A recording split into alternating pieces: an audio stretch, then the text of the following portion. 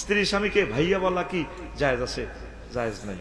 রাসূল সাল্লাল্লাহু আলাইহি ওয়াসাল্লামের দরবারে এভাবে এক মহিলারে হুজুর বলছে, ইয়া উখাইয়া তাহাল হে না, হে প্রিয় বোন আমার কাছে আসো। রাসূল সাল্লাল্লাহু আলাইহি ওয়াসাল্লাম ফাসামিয়ান নবী সাল্লাল্লাহু আলাইহি ওয়াসাল্লাম, নবী শুনি ক আহিয়া উক্তুক, হেতিকে তোমার বন্যি ক লা ইয়া রাসূলুল্লাহ, না হেতে আর বন্য, হেতে আর ওয়াইফ জাওজাতি ফাকারিহাউ নবী সাল্লাল্লাহু আলাইহি ওয়াসাল্লাম।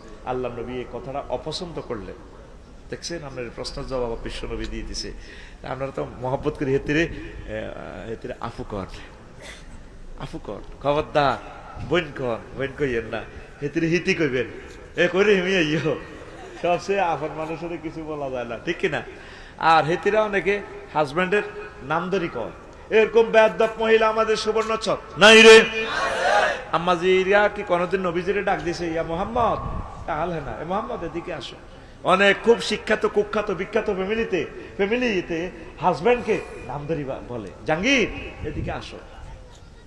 হেউডি বহুত শিক্ষিত তো, বিশেষ ক্যাডার তো, হাজব্যান্ডকে কিভাবে প্রাণ সখা বলে ডাকবে। কবির এদিকে আসো, জাহাঙ্গীর সুমন এদিকে আসো।